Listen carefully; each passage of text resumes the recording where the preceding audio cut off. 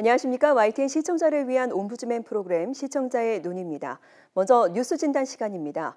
이번 주엔 랜섬웨어 공격 관련 보도를 모니터했습니다. 강희원 시청자 평가원과 경제부 김현우 기자 나오셨습니다. 안녕하십니까. 전 세계를 강타한 랜섬웨어 공격으로 우리도 한 주를 시작하면서 굉장히 바짝 긴장을 하고 시작을 했습니다. 평가원님은 관련 보도 어떻게 보셨습니까? 네, 지난 주말 전 세계적으로 랜섬웨어 감염으로 인한 피해가 발생했습니다. 랜섬웨어는 사용자의 파일을 암호화한 뒤 복구의 대가로 돈을 요구하는 해킹 프로그램을 뜻하는데요. 영국의 병원과 스페인의 이동통신사, 미국의 배송업체 페덱스 등이 피해를 입는 등 전 세계적으로 피해가 보고되면서 충격을 주었습니다. 기존에는 이메일 첨부 파일 등을 이용한 공격 수법이 주로 사용되었다면 이번에 사용된 워너크라이 랜섬웨어의 경우 인터넷 네트워크 접속만으로도 감염이 되는 신종 수법을 사용한 것으로 보도되었습니다. 국내에서도 인터넷진흥원에서 예방법을 담은 웹사이트를 공개하는 등 사전 조치가 활발하게 이루어졌는데요. 인터넷진흥원이 제공한 안내 사이트가 마비되고 4천여 건의 전화 문의가 이뤄지는 등 개인들의 관심도 컸습니다. 하지만 조치에도 불구하고 CJ, CGV 일부 상영관 서버가 감염되어 광고 영상의 송출이 중단되었고 충남 아산의 버스 정류장 안내판도 공격을 받았습니다.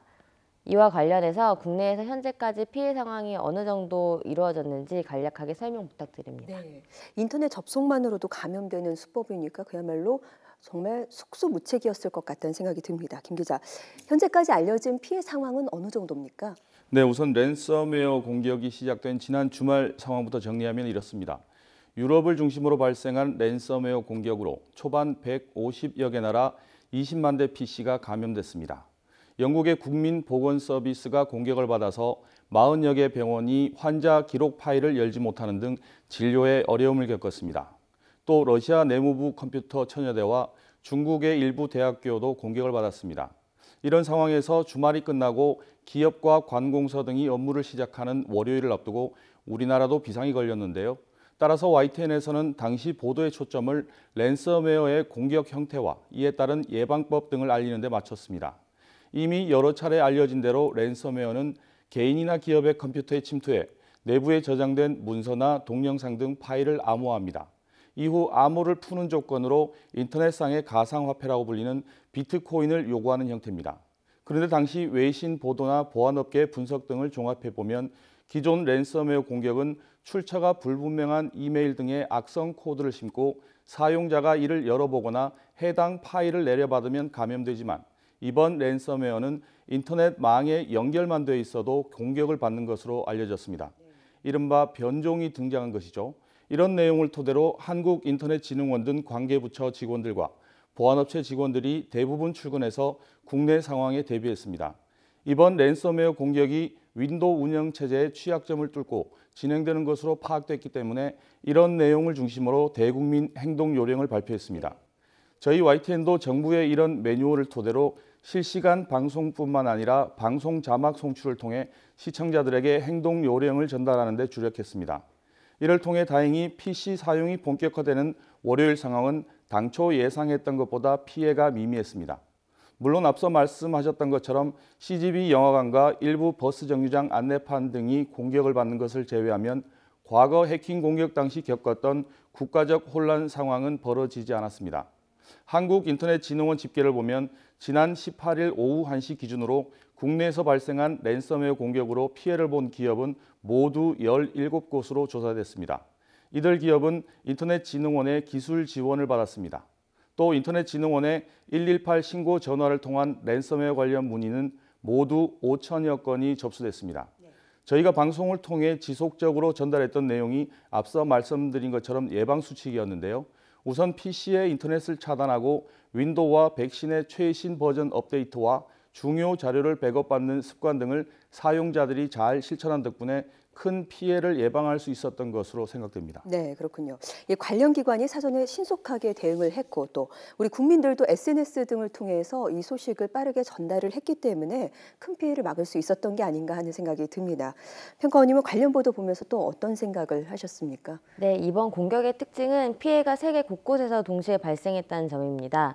미국 정부는 이번 공격을 감행한 해커들에게 7만 달러가량이 파일 복구를 위해 건네졌다는 사실을 밝히면서 보상금을 주더라도 실제로 파일 복구로 이어지지 않았다는 점을 밝히기도 했는데요. 공격의 배후에 대해서도 북한이 개입했다는 추측이 나오는 등 논란이 커지고 있는 상황입니다. 전문가들은 계속해서 변종 프로그램을 통한 공격이 이어질 것이라는 추측을 내놓고 있는데요. 관련해서 보안 업체들이 예방 프로그램을 배포하는 등의 조치가 이루어지고 있지만 국내의 인터넷 이용 환경 자체를 점검하는 일도 중요해 보입니다. 특히 정부나 공공기관, 기업의 경우 지난 2011년에 있었던 농협 전산망 마비와 같은 사태가 일어나지 않도록 철저한 대비를 해야 할 것 같습니다. 새 정부는 출범 이전 공약으로 액티브엑스 폐지 등의 인터넷 이용 환경 개선을 약속하기도 했는데요.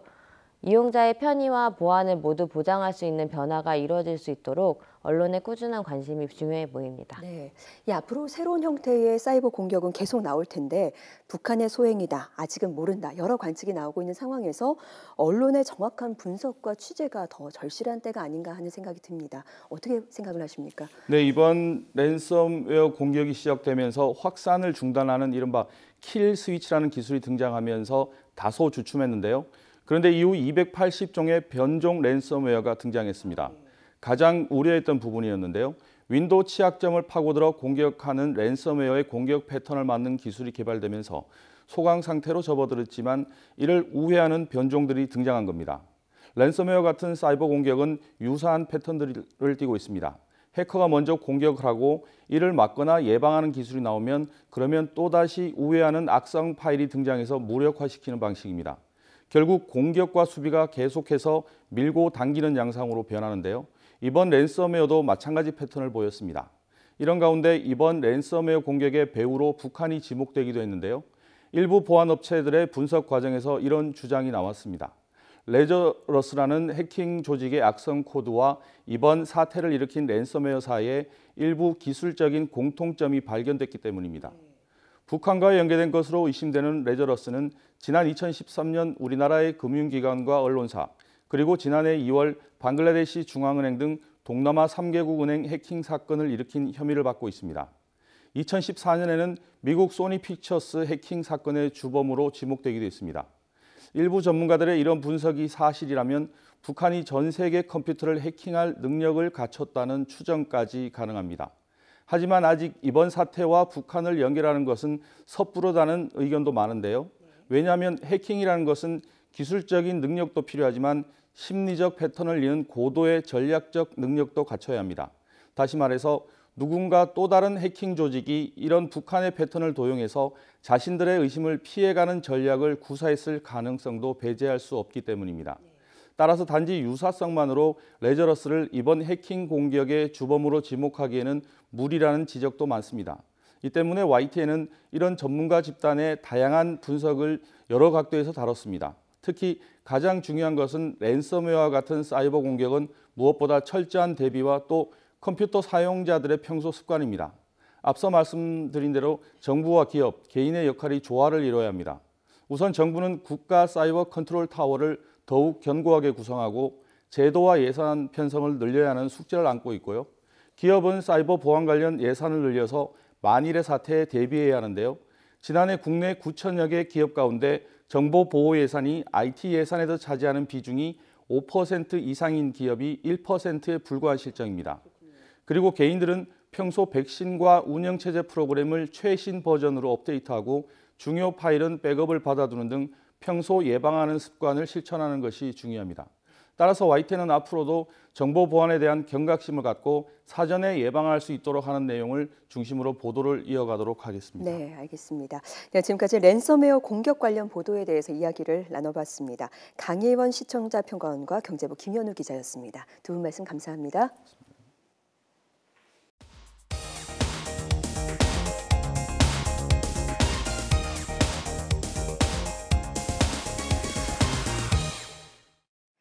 지상파 DMB 채널인 YTN DMB 프로그램을 평가하는 내가 본 YTN 순서입니다.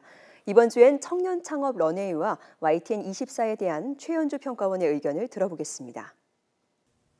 시청자 여러분 안녕하세요. YTN DMB 시청자 평가원 최현주입니다. 지난 10일 대한민국 19대 대통령으로 문재인 대통령이 취임했습니다. 문재인 대통령이 취임 직후 가장 먼저 지시한 업무는 바로 일자리위원회 설치였습니다. 현재 우리 사회의 청년 실업 문제의 심각성을 반영한 결과라 할 수 있는데요. 이러한 실업난 속에서 새로운 돌파구로 청년 창업을 생각하는 분들도 많습니다. 지난주 YTN-DMB 청년 창업 런웨이에서는 취업 준비생에게도 그리고 청년 창업을 준비하는 예비 창업자에게도 유용한 정보가 될 수 있는 내용의 창업 스토리가 방영되었습니다.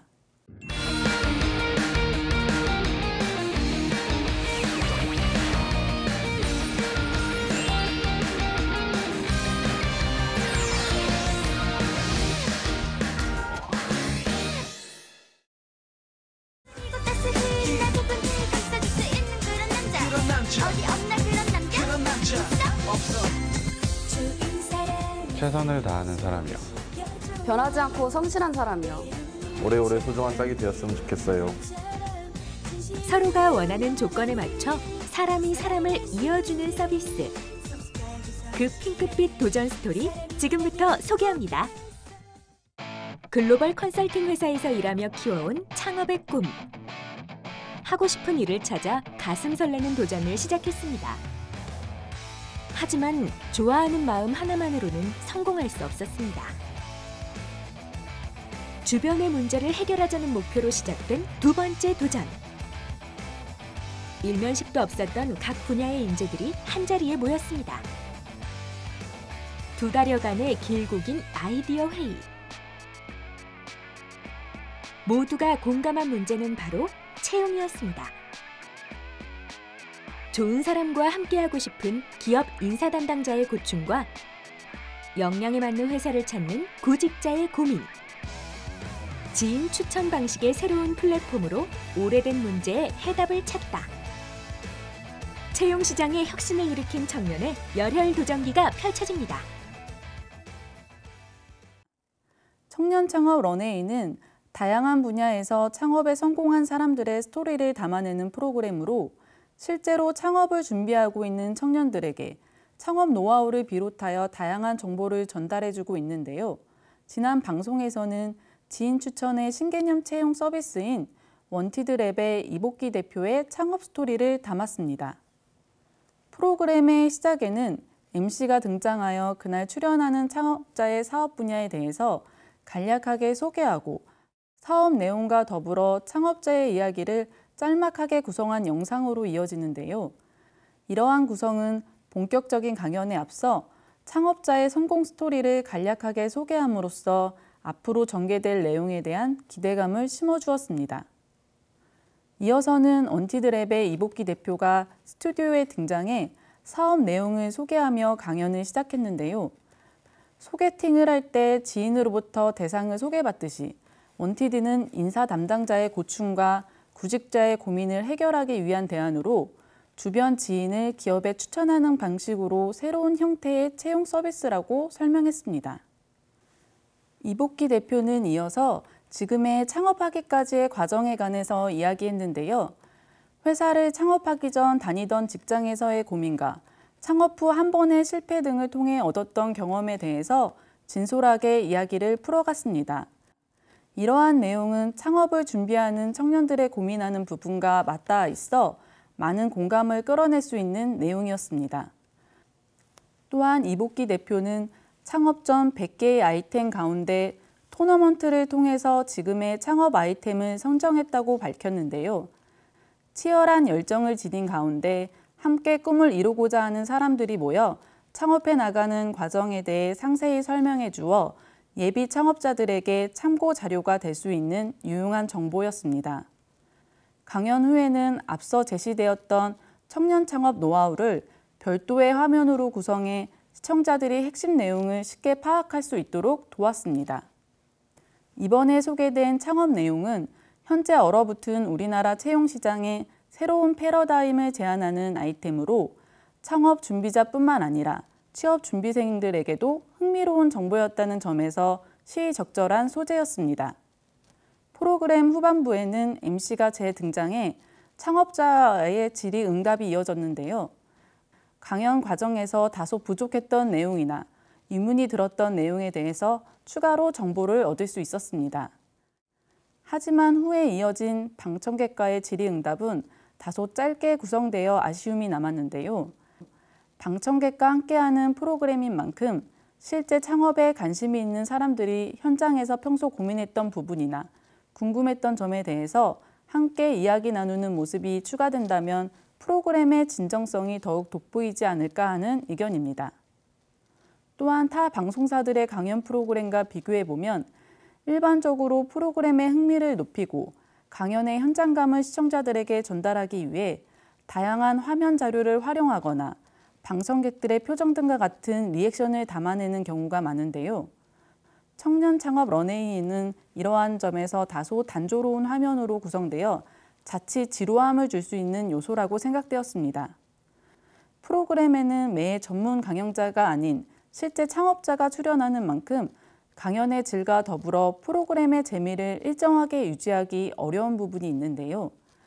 자막이나 화면의 구성 등을 보다 다채롭게 활용하여 이러한 약점을 보완해 나가기 위한 제작진들의 지속적인 노력이 필요해 보였습니다.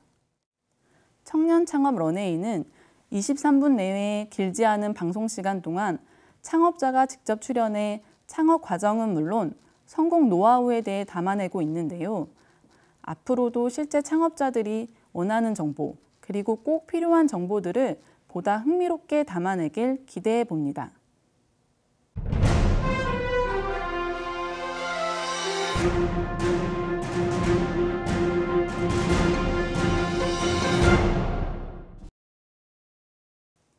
지난 한 주 시청자 여러분의 PC는 괜찮았나요? 지난 주말 전 세계 곳곳에서 동시다발적으로 발생된 랜섬웨어 공격으로 많은 국가들이 피해를 보았습니다. 피해국이 150개국에 달하는 사상 최악의 사이버 공격으로 기록되고 있는데요. 개인들은 물론 공공기관과 기업, 의료기관까지 막대한 피해가 속출했고 또한 일부 국내 기업에서도 랜섬웨어로 인한 피해 사례가 보고되기도 했습니다. 지난 15일 새벽 YTN24에서는 랜섬웨어에 대한 피해 예방법을 담은 보도가 있었습니다. 보도에서는 몸값을 뜻하는 랜섬과 소프트웨어를 합친 말인 랜섬웨어라는 용어에 관해 설명하며 해커들이 컴퓨터에 저장된 문서와 사진 등의 파일을 암호화한 뒤 거액을 요구하고 있다는 내용 등 사건 전말에 대해 비교적 알기 쉽게 정리해 주었습니다. 이어서는 랜섬웨어 피해 예방법에 대해서 자막과 화면을 활용하여 차례대로 정리해 주어 시청자들이 해당 내용을 이해하거나 숙지하는 데 도움을 주었습니다. 하지만 만약 이미 이와 같은 피해를 보았을 경우 신고 접수에 대한 정보나 사후 처리 방안에 대한 내용은 다루지 않아 다소 아쉬움이 남았습니다. 랜섬웨어 피해가 주말 동안 이어지면서 15일이었던 월요일에 피해 확산에 대한 우려가 높았는데요. YTN24에서 당일 새벽 오늘 컴퓨터 켜기 전 인터넷 차단부터 하세요라는 제목과 함께 예방법을 보다 신속하게 보도하여 피해를 줄이는 데 매우 중요한 정보를 제공했습니다. 최근 우리 사회는 방법을 새로이 하는 사이버 범죄나 사이버 위험 등이 계속해서 증가하고 있는 상황인데요. 이에 대한 피해를 줄이기 위해서는 정부 차원의 대책뿐만이 아니라 사이버 위험에 대한 예방법이나 대처법에 대해 지속적인 보도가 이어져야 할 것입니다.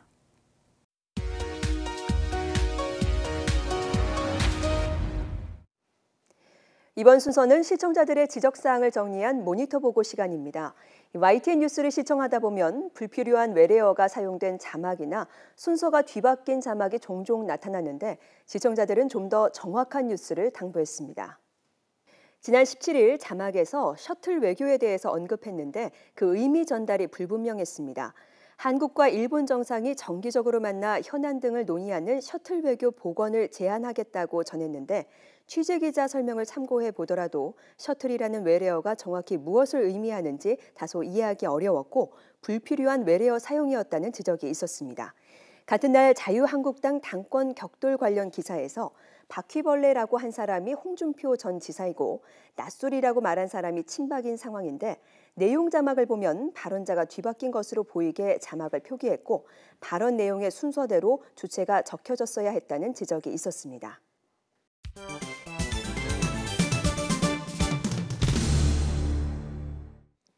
언론 전문가로부터 우리 언론의 문제점과 발전 방향 등을 들어보는 매체 비평 시간입니다. 오늘은 최충웅 경남대 교수로부터 뉴스 콘텐츠의 불법 무단 사용 근절돼야라는 주제의 논평을 들어보겠습니다. 최근 언론사의 뉴스를 무단으로 사용하는 사례가 증가되고 있습니다. 뉴스 기사와 동영상, 보도사진 등 뉴스 콘텐츠는 언론사의 노력에 의해 생산된 창작물로서 저작권법의 보호를 받습니다. 따라서 뉴스 콘텐츠도 드라마, 영화, 음악처럼 저작물이므로 저작권자의 이용 허락을 받고 사용해야 합니다. 출처를 밝히고 사용했다 하더라도 언론사 허락 없이 기사를 인터넷에 게시하는 것은 무단 전제이며 불법입니다. 디지털 인터넷 통신 기술 발달로 모바일 1인 미디어 시대라 언론 뉴스를 무단으로 복제, 인용하는 경우가 많습니다. 업무상 목적으로 뉴스를 스크랩해서 사내 게시판이나 홈페이지에 게재하거나 이메일로 배포하는 행위도 뉴스 저작권 침해에 해당됩니다. 디지털 형태의 뉴스 콘텐츠는 쉽게 복제되어 무단으로 이용되고 있는 실정입니다. 출처 표시도 없고 원문이 변형되는 경우도 많습니다. 심지어 뉴스 콘텐츠를 공공의 자산이라고 잘못 생각하는 경우도 있습니다. 디지털 뉴스는 정보 유통과 공적 토론을 위한 중요한 수단이지만 그렇다고 누구나 마음대로 사용해도 되는 공적 자산이 아닙니다. 디지털 뉴스는 해당 언론사의 저작권이 있는 저작물입니다. 국민 세금으로 작성된 정부의 보고서도 저작권이 있습니다.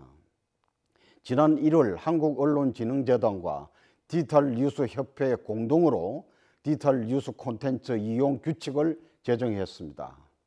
저작권 범위 내에서 뉴스 콘텐츠를 이용하는 기준과 방법을 규정하고 있습니다. 특히 그동안 저작권법 위반 판례가 없는 직접 링크를 활용한 뉴스 이용에 대한 기준도 포함되어 있습니다.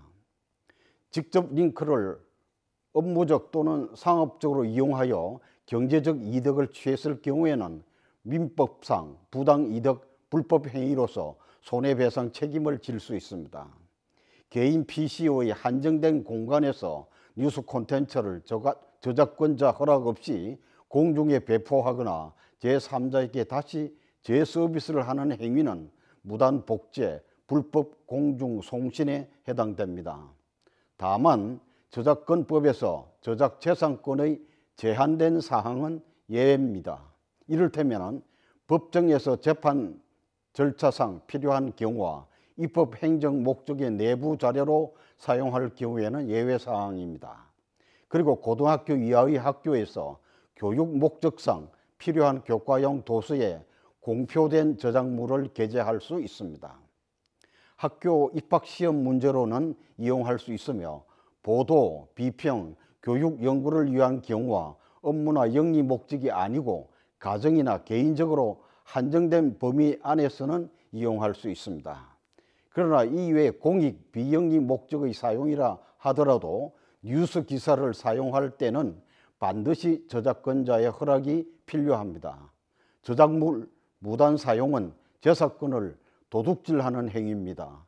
뉴스의 무단 복제 불법 사용은 근절돼야 하며 다양한 사회 질서 속에서 뉴스 콘텐츠의 유통 질서는 반드시 지켜져야 합니다. 시청자의 눈은 시청자 여러분의 참여를 기다리고 있습니다. 이 YTN 홈페이지 시청자 의견 코너에 글을 남겨주시면 좀 더 정확하고 공정한 방송을 만드는 데 참고하겠습니다. 이번 주 순서는 여기서 마치겠습니다. 함께해 주신 여러분 고맙습니다.